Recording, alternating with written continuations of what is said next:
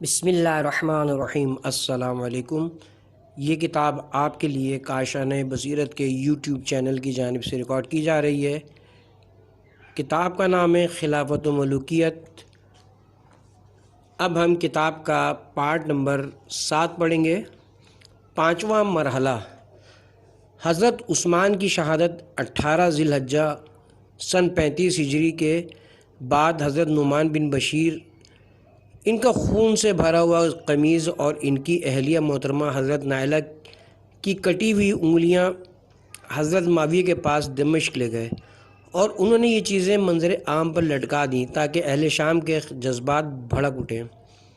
یہ اس بات کی کھلی علامت تھی کہ حضرت معاویہ خون عثمان کا بدلہ قانون کے راستے سے نہیں بلکہ غیر قانونی طریقے سے لینا چاہتے ہیں، ورنہ ظاہر ہے کہ شہادت عثمان کی خبر ہی لوگوں میں غم و غصہ پیدا کرنے کے لیے کافی تھی۔ اس قمیض اور ان انگلیوں کا مظاہرہ کر کے عوام میں اشتعال پیدا کرنے کی کوئی حاجت نہ تھی۔ ادھر حضرت علی نے منصب خلافت سنبھالنے کے بعد جو کام سب سے پہلے کیے، ان میں سے ایک یہ تھا کہ محرم 36 ہجری میں حضرت معاویہ کو شام سے معزول کر کے حضرت سہل بن حنیف کو ان کی جگہ مقرر کر دیا۔ مگر ابھی یہ نئے گورنر تبوک تک ہی پہنچے تھے کہ شام کے سواروں کا ایک دستہ ان سے آ کر ملا اور ان سے کہا، اگر آپ حضرت عثمان کی طرف سے آئیں تو اہلاً و سہلاً، اور اگر کسی اور کی طرف سے آئیں تو واپس تشریف لے جائیے۔ یہ اس بات کا واضح نوٹس تھا کہ شام کا صوبہ نئے خلیفہ کی اطاعت کے لیے تیار نہیں ہے۔ حضرت علی نے ایک اور صاحب کو اپنے خط کے ساتھ حضرت معاویہ کے پاس بھیجا، مگر انہوں نے اس کا کوئی جواب نہ دیا اور صفر 36 ہجری میں اپنی طرف سے ایک لفافہ اپنے ایک پیغمبر کے ہاتھ ان کے پاس بھیج دیا۔ حضرت علی نے لفافہ کھولا تو اس میں سے کوئی خط نہ تھا۔ حضرت علی نے پوچھا، یہ کیا معاملہ ہے؟ انہوں نے کہا کہ میرے پیچھے دمشق میں 60,000 آدمی خون عثمان کا بدلہ لینے کے لیے بےتاب ہیں۔ حضرت علی نے پوچھا، کس سے بدلہ لینا چاہتے ہیں؟ اس نے کہا، آپ کی رگ گردن سے۔ اس کے صاف معنی یہ تھے کہ شام کا گورنر صرف اطاعتی سے منحرف نہیں ہے بلکہ اپنے صوبے کی پوری فوجی طاقت مرکزی حکومت سے لڑنے کے لیے استعمال کرنا چاہتا ہے، اور اس کے پیش نظر قاتلانِ عثمان سے نہیں بلکہ خلیفہ وقت سے خون عثمان کا بدلہ لینا ہے۔ یہ سب کچھ اس چیز کا نتیجہ تھا کہ حضرت معاویہ مسلسل 16-17 سال ایک صوبے اور وہ بھی جنگی نقطہ نظر سے انتہائی اہم صوبے کی گورنری پر رکھے گئے۔ اسی وجہ سے شام خلافت اسلامیہ کے ایک صوبے کی بنسبت ان کی ریاست زیادہ بن گیا تھا۔ مورخین نے حضرت علی کے حضرت معاویہ کو معزول کرنے کا واقعہ کچھ ایسے انداز سے بیان کیا ہے جس سے پڑھنے والا یہ سمجھتا ہے کہ وہ تدبر سے بالکل ہی کورے تھے۔ مغیرہ بن شیبہ نے ان کو عقل کی بات بتائی تھی کہ معاویہ کو نہ چھیڑیں، مگر انہوں نے اپنی نادانی سے یہ رائے نہ مانی اور حضرت معاویہ کو خواہ مخواہ بھڑکا کر مصیبت مول لے لی۔ حالانکہ واقعات کا جو نقشہ خود انہی مورخین کی لکھی ہوئی تاریخوں سے ہمارے سامنے آتا ہے، اسے دیکھ کر کوئی سیاسی بصیرت رکھنے والا آدمی یہ محسوس کیے بغیر نہیں رہ سکتا کہ حضرت علی اگر حضرت معاویہ کی معزولی کا حکم صادر کرنے میں تاخیر کرتے تو یہ بہت بڑی غلطی ہوتی۔ ان کے اس اقدام سے ابتدائی سے یہ بات کھل گئی کہ حضرت معاویہ کس مقام پر کھڑے ہیں۔ زیادہ دیر تک ان کے موقف پر پردہ پڑا رہتا تو یہ دھوکے کا پردہ ہوتا جو زیادہ خطرناک ہوتا ہے۔ حضرت علی نے اس کے بعد شام پر چڑھائی کی تیاری شروع کر دی۔ اس وقت ان کے لیے شام کو اطاعت پر مجبور کر دینا کچھ بھی مشکل نہ تھا، کیونکہ جزیرۃ العرب، عراق اور مصر ان کے تابع فرمان تھے۔ تنہا شام کا صوبہ ان کے مقابلے پر زیادہ دیر نہ ٹھہر سکتا تھا۔ علاوہ بریں دنیا اسلام کی عام رائے بھی اس کو ہرگز پسند نہ کرتی کہ ایک صوبے کا گورنر خلیفہ کے مقابلے میں تلوار لے کر کھڑا ہو جائے، بلکہ اس صورت میں خود شام کے لوگوں کے لیے بھی یہ ممکن نہ تھا کہ وہ سب متحد ہو کر خلیفہ کے مقابلے میں حضرت معاویہ کا ساتھ دیتے۔ لیکن عین وقت پر ام المومنین حضرت عائشہ اور حضرت طلحہ و زبیر رضی اللہ عنہم کہ اس اقدام نے، جس کا ذکر ہم پہلے کر چکے ہیں، حالات کا نقشہ یکسر بدل دیا اور حضرت علی کو شام کی طرف بڑھنے کے بجائے ربیع الثانی سن 36 ہجری میں بصرے کا رخ کرنا پڑا۔ جنگ جمل جمادی الاخر 36 ہجری سے فارغ ہو کر حضرت علی نے پھر شام کے معاملے کی طرف توجہ کی اور حضرت جریر بن عبداللہ الجبلی کو حضرت معاویہ کے پاس ایک خط دے کر بھیجا، جس میں ان کو یہ سمجھانے کی کوشش کی کہ امت جس خلافت پر جمع ہو چکی ہے اس کی اطاعت قبول کر لیں اور جماعت سے الگ ہو کر تفرقہ نہ ڈالیں۔ مگر حضرت معاویہ نے ایک مدت تک حضرت جریر کو ہاں یا نہ کا کوئی جواب نہ دیا اور انہیں برابر ٹالتے رہے۔ پھر حضرت عمر بن عاص کے مشورے سے انہوں نے یہ فیصلہ کیا کہ حضرت علی کو خون عثمان کا ذمہ دار قرار دے کر ان سے جنگ کی جائے۔ دونوں حضرات کو یقین تھا کہ جنگ جمل کے بعد اب حضرت علی کی فوج پوری طرح متحد ہو کر ان کے جھنڈے تلے نہ لڑ سکے گی اور نہ عراق اس دل جمعی کے ساتھ ان کی حمایت کر سکے گا جو اہل شام میں حضرت معاویہ کے لیے پائی جاتی تھی۔ اس دوران میں جبکہ حضرت معاویہ ٹال مٹول کر رہے تھے، حضرت جریر بن عبداللہ نے دمشق میں شام کے بااثر لوگوں سے ملاقاتیں کر کے ان کو یقین دلایا کہ خون عثمان کی ذمہ داری سے حضرت علی کا کوئی تعلق نہیں ہے۔ حضرت معاویہ کو اس سے تشویش لاحق ہوئی اور انہوں نے ایک صاحب کو اس کام پر مامور کیا کہ کچھ گواہ ایسے تیار کریں جو اہل شام کے سامنے یہ شہادت دے دیں کہ حضرت علی ہی حضرت عثمان کے قتل کے ذمہ دار ہیں۔ چنانچہ وہ صاحب 5 گواہ تیار کر کے لے آئے اور انہوں نے لوگوں کے سامنے یہ شہادت دی کہ حضرت علی نے حضرت عثمان کو قتل کیا ہے۔ اس کے بعد حضرت علی عراق سے اور حضرت معاویہ شام سے جنگ کی تیاریاں کر کے ایک دوسرے کی طرف بڑھے اور صفین کے مقام پر جو فرات کے مغربی جانب الرقہ کے قریب واقع تھا فریقین کا آمنا سامنا ہوا۔ حضرت معاویہ کا لشکر فرات کے پانی پر پہلے قابض ہو چکا تھا، انہوں نے لشکر مخالف کو اس سے فائدہ اٹھانے کی اجازت نہ دی۔ پھر حضرت علی کی فوج نے لڑ کر ان کو وہاں سے بے دخل کر دیا اور حضرت علی نے اپنے آدمیوں کو حکم دیا کہ اپنی ضرورت بھر پانی لیتے رہو اور باقی سے لشکر مخالف کو فائدہ اٹھانے دو۔ ذی الحجہ کے آغاز میں باقاعدہ جنگ شروع ہوئی ہونے سے پہلے حضرت علی نے حضرت معاویہ کے پاس اہتمام حجت کے لیے ایک وفد بھیجا، مگر ان کا جواب یہ تھا کہ میرے پاس سے چلے جاؤ، میرے اور تمہارے درمیان تلوار کے سوا کچھ نہیں ہے۔ کچھ مدت تک جنگ جاری رہنے کے بعد جب محرم 37 ہجری کے آخر تک کے لیے التواء جنگ کا معاہدہ ہو گیا تو حضرت علی نے پھر ایک وفد حضرت عدی بن حاتم کی سرکردگی میں بھیجا، جس نے حضرت معاویہ سے کہا کہ سب لوگ حضرت علی پر جمع ہو چکے ہیں اور صرف آپ اور آپ کے ساتھی ان سے الگ ہیں۔ حضرت معاویہ نے جواب دیا، وہ قاتلان عثمان کو ہمارے حوالے کر دیں تاکہ ہم انہیں قتل کر دیں، پھر ہم تمہاری بات مان لیں گے اور اطاعت قبول کر کے جماعت کے ساتھ ہو جائیں گے۔ اس کے بعد حضرت معاویہ نے ایک وفد حضرت علی کے پاس بھیجا جس کے سردار حبیب بن مسلمہ الفہری تھے۔ انہوں نے حضرت علی سے کہا، اگر آپ کا دعویٰ یہ کہ آپ نے حضرت عثمان کو قتل نہیں کیا تو جنہوں نے قتل کیا انہیں ہمارے حوالے کر دیں، ہم حضرت عثمان کے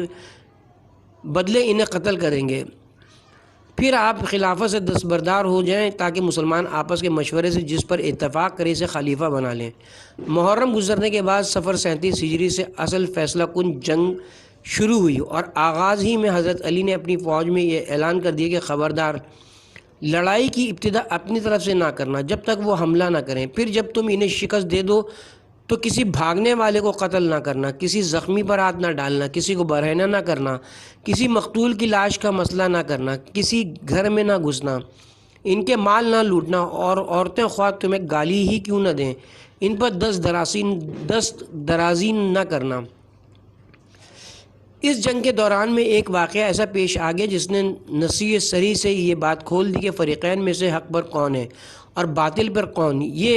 وہ واقعہ یہ ہے کہ حضرت عمار بن یاسر جو حضرت علی کی فوج میں شامل تھے، حضرت معاویہ کی فوج سے لڑتے ہوئے شہید ہو گئے۔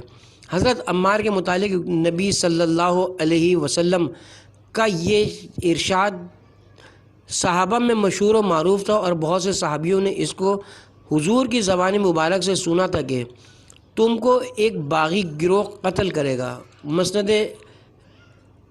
احمد، بخاری، مسلم،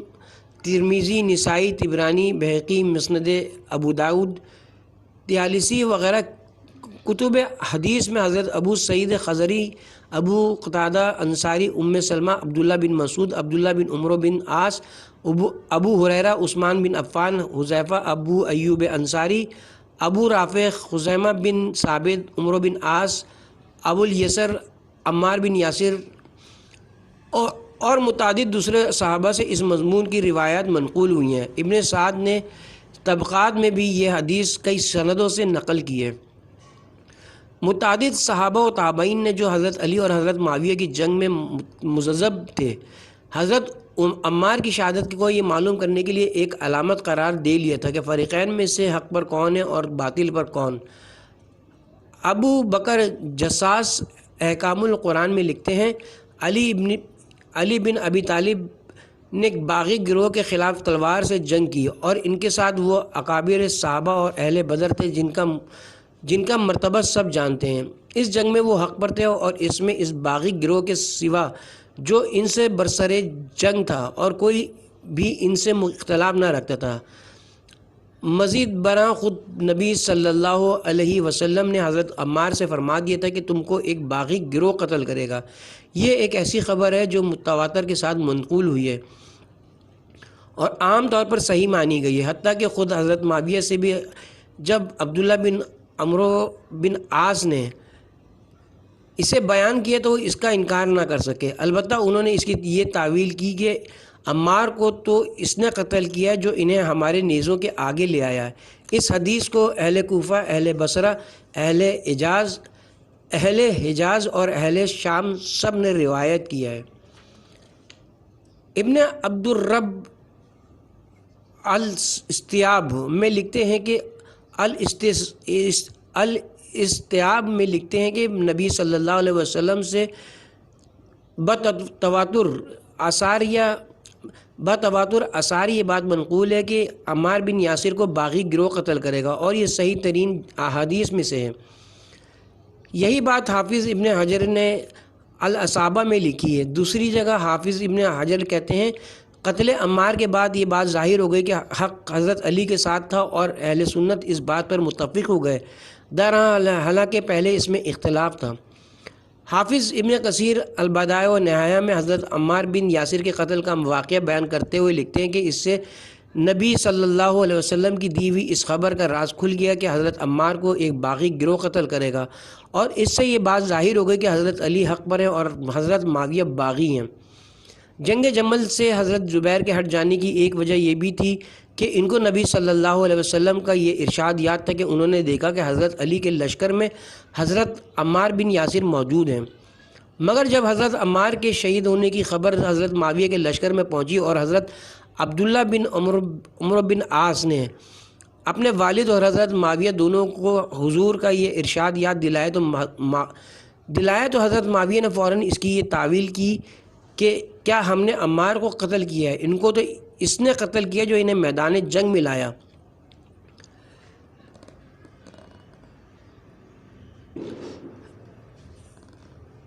علامہ ابن کثیر حضرت معاویہ کی اس تعویل کے متعلق کہتے ہیں کہ یہ بڑی دور کی تعویل ہے جو انہوں نے پیش کی۔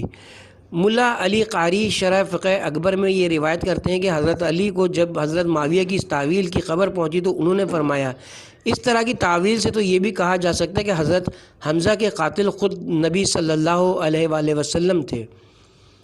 حالانکہ نبی صلی اللہ علیہ وسلم نے یہ نہیں فرمایا تھا کہ حضرت عمار کو باغی گروہ میدان جنگ میں لائے گا، بلکہ یہ فرمایا تھا کہ باغی گروہ ان کو قتل کرے گا، اور ظاہر ہے کہ ان کو قتل حضرت معاویہ کے گروہ نے کیا تھا، نہ کہ حضرت علی کے گروہ نے۔ حضرت عمار کی شہادت کے دوسرے روز 10 صفر کو سخت مارکہ برپا ہوا جس میں حضرت معاویہ کی فوج شکست کے قریب پہنچ گئی۔ اس وقت حضرت عمرو بن عاص نے حضرت معاویہ کو مشورہ دیا کہ اب ہماری فوج نیزوں پر قرآن اٹھا لے اور کہے کہ یہ ہمارے اور تمہارے درمیان حکم ہے۔ اس کی مصلحت حضرت عمر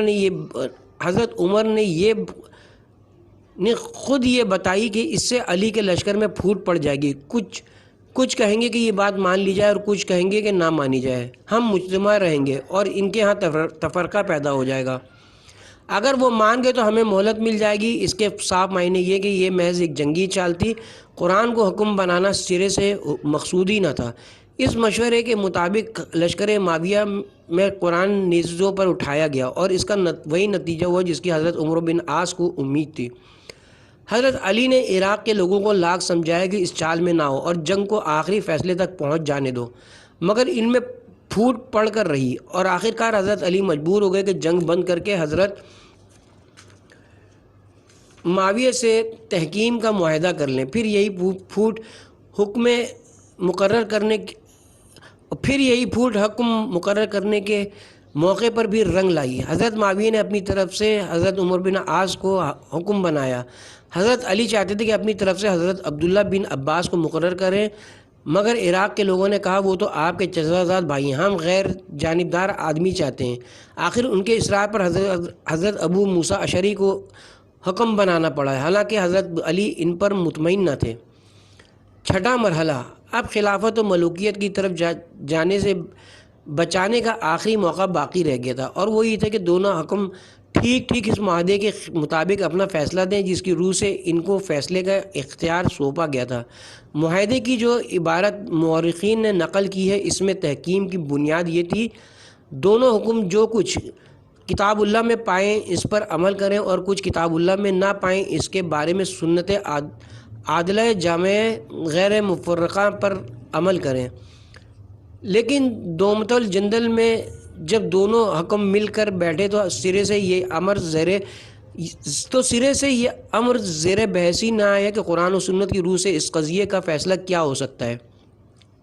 قرآن میں صاف حکم موجود تھا کہ مسلمانوں کے دو گروہ آپس میں لڑ پڑیں تو ان کے درمیان اصلاح کی صحیح صورت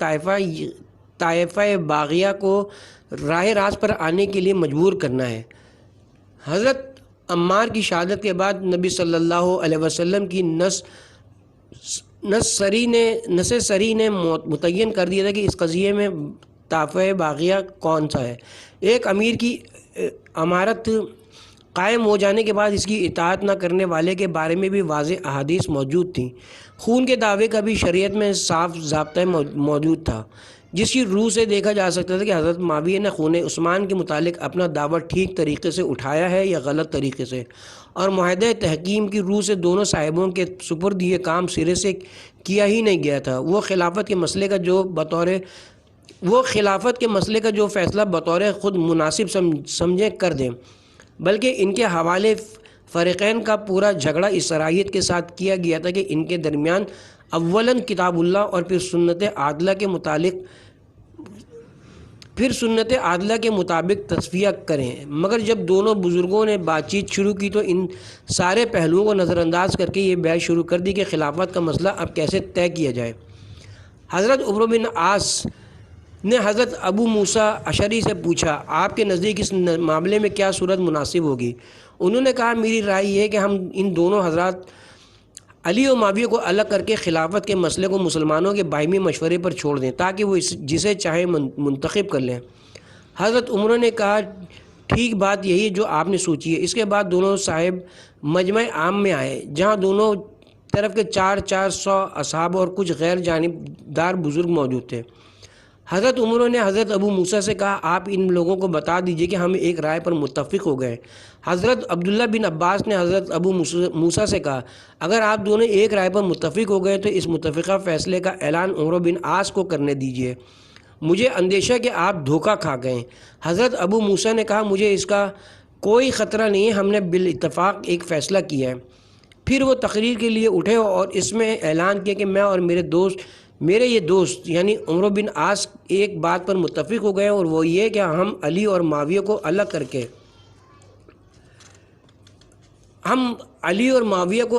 کر دیں اور لوگ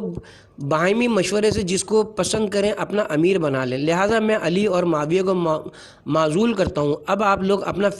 اپنا معاملہ خود اپنے ہاتھ میں لیں اور جسے اہل سمجھیں اپنا امیر بنا لیں۔ اس کے بعد حضرت عمر بن عاص کھڑے ہوئے اور انہوں نے کہا، ان صاحب نے جو کچھ کہا وہ آپ لوگوں نے سن لیا۔ انہوں نے اپنے آدمی حضرت علی کو معزول کر دیا ہے، میں بھی ان کی طرح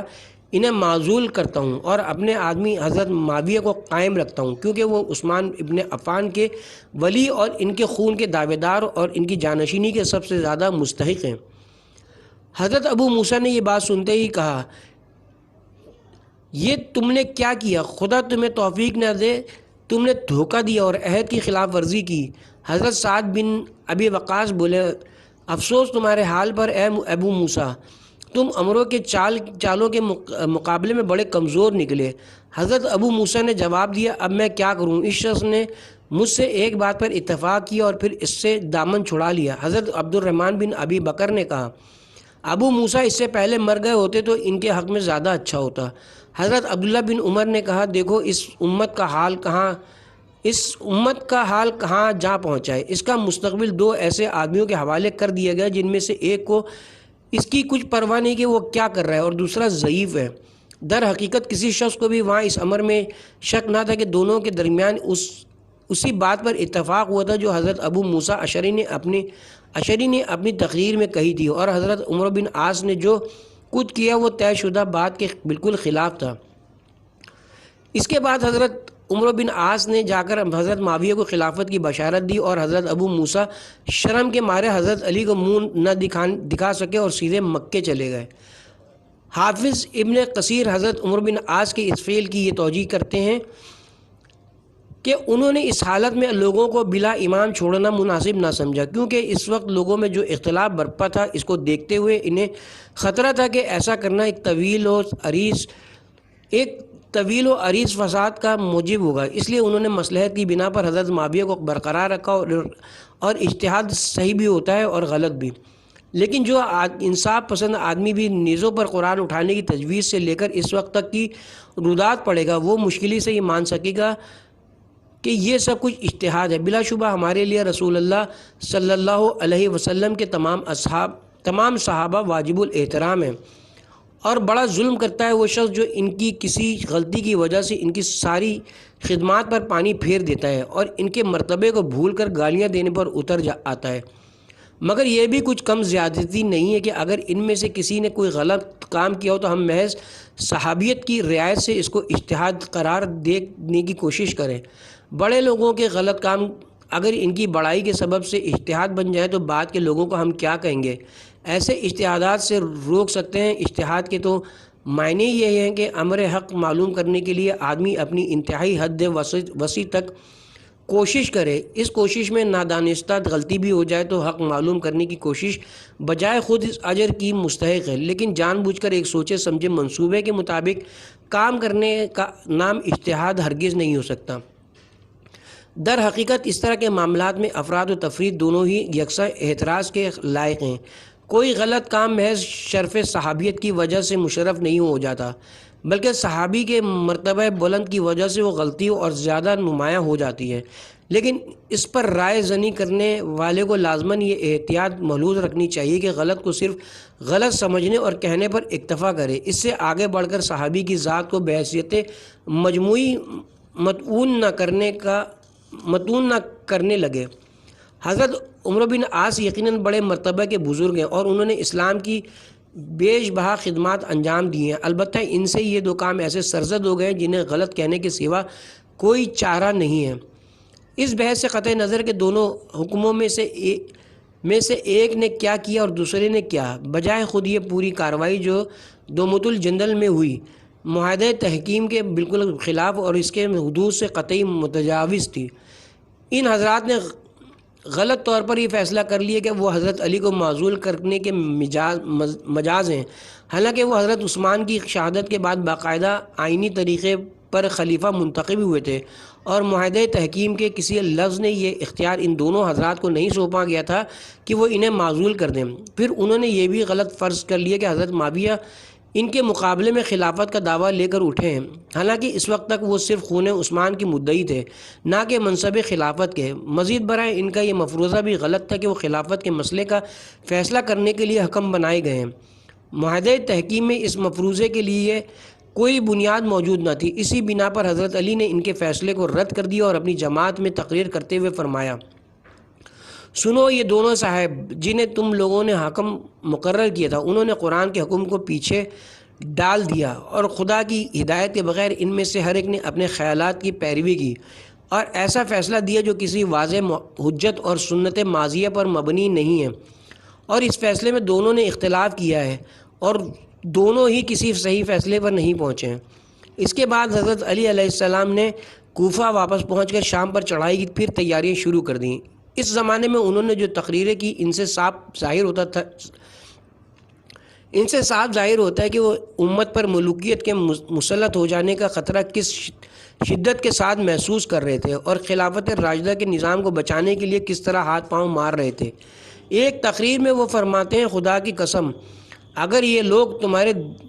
حاکم بن گئے تو تمہارے درمیان کسرہ اور ہرقل کی طرح کام کریں گے۔ ایک دوسری تقریر میں انہوں نے فرمایا، چلو ان لوگوں کے مقابلے میں جو تم سے اس لیے لڑ رہے ہیں کہ ملوک جہابرہ بن جائیں اور اللہ کے بندوں کو اپنا غلام بنا لیں۔ مگر عراق کے لوگ ہمت ہار چکے تھے اور خوارج کے فتنے نے حضرت علی کے لیے مزید ایک درد سر پیدا کر دیا تھا۔ پھر حضرت معاویہ اور حضرت عمر بن عاص کی تدبیروں سے مصر اور شمالی افریقہ کے علاقے بھی ان کے ہاتھ سے نکل گئے اور دنیا اسلام عملاً دو متحارب